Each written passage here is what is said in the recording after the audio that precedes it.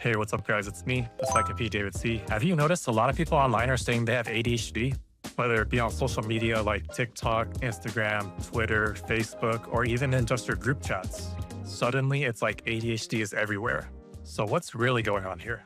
In this video, I'm going to break down why ADHD diagnoses are on the rise, why a lot of people think they might have it, and how to tell the difference between normal distractibility and clinical ADHD.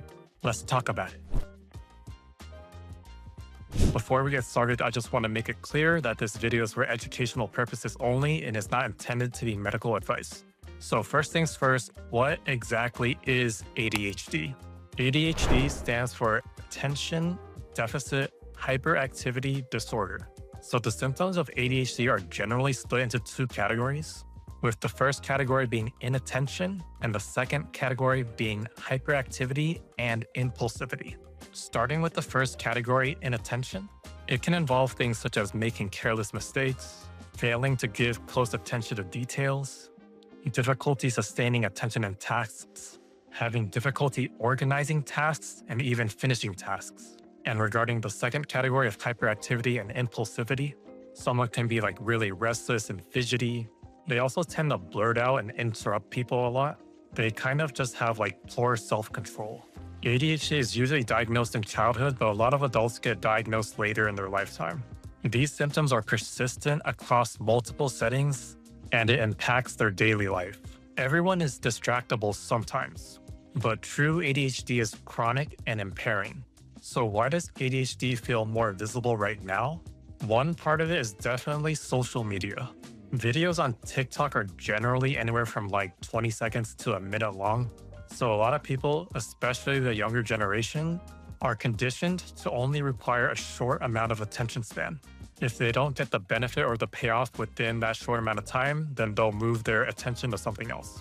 There's also a lot of just like videos or memes about someone possibly having ADHD too. Like someone posting a video about themselves not being able to concentrate for more than like 5 seconds. So they're like, oh, I must have ADHD, whoa. And then their friends find it relatable and funny, so they share that. And then all of a sudden you have this whole group of friends thinking they have ADHD. So social media definitely contributes to the spread of ADHD culture. Another reason ADHD feels more visible now is that a lot more people work from home and they get a lot of digital overload.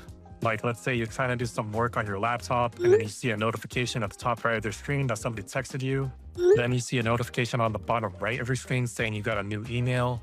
And all of this is happening when you're trying to multitask with a Zoom call on one side of your screen and a Word document on the other side.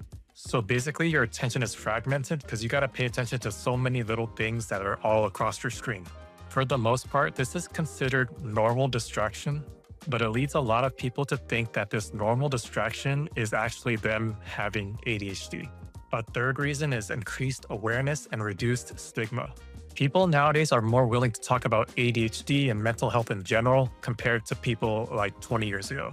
So for example, let's pretend like we're in the year 2000 and we have a child who's very interruptive or is just very easily distracted. Compared to now, a lot more people back then would just say that child is being a brat because there was less knowledge about ADHD back then. So a lot of things that used to be ignored are now recognized. But again, not everything that looks like ADHD is ADHD. And this leads us to discuss why self-diagnosis is tricky. ADHD shares a lot of the same symptoms with anxiety, depression, or even sleep disorders. Regarding ADHD and anxiety, both can present with racing thoughts and distractibility. Regarding ADHD and depression, both can present with poor focus and low motivation. And regarding ADHD and sleep disorders, both can present with fatigue and concentration issues. So if you're easily distracted and you have poor focus, you might think you have ADHD, but in reality, you might just have anxiety and/or depression.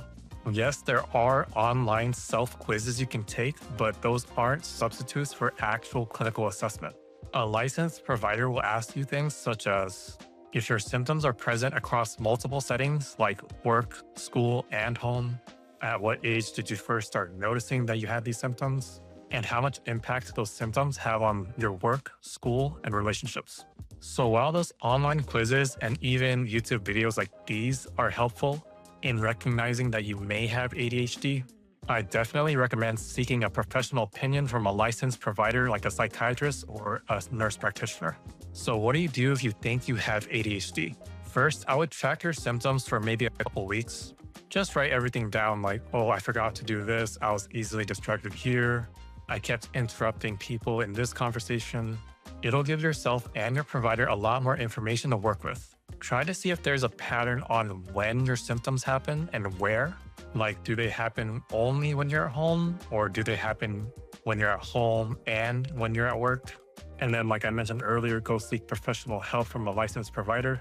A lot of patients ask me if there's like an official test for ADHD, and the answer for that is no.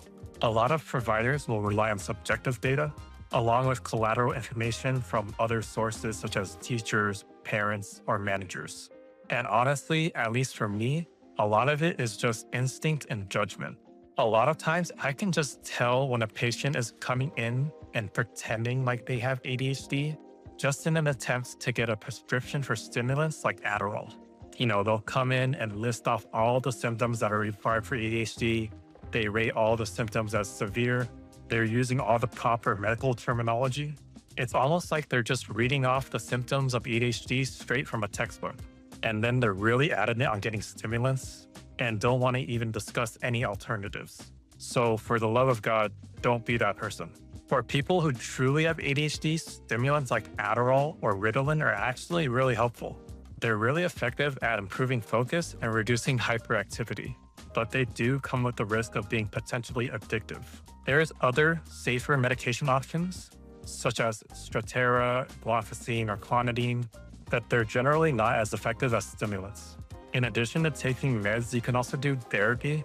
More specifically, CBT or cognitive behavioral therapy helps a lot with ADHD. And then just general lifestyle changes, like making structured routines, reducing distractions, and practicing proper sleep hygiene techniques. So to sum things up, ADHD is real. More and more people are getting diagnosed for it, but at the same time, more and more people are incorrectly self-diagnosing themselves with it. So it's good to have some self-awareness of potential ADHD, but the point here is to seek a professional opinion from a licensed provider, especially if your symptoms are having a huge impact on your daily life. A professional evaluation is the safest and most accurate way. So what made you think that you might possibly have ADHD? Let me know in the comments down below. If you found this video helpful, make sure to like and subscribe. I am also on TikTok and Instagram if you want to follow me over there at ThePsychNPDavidC. I also do telehealth medication management for adults living in California. If you're interested, there's links down below. And with that, your mental health just leveled up. You're welcome.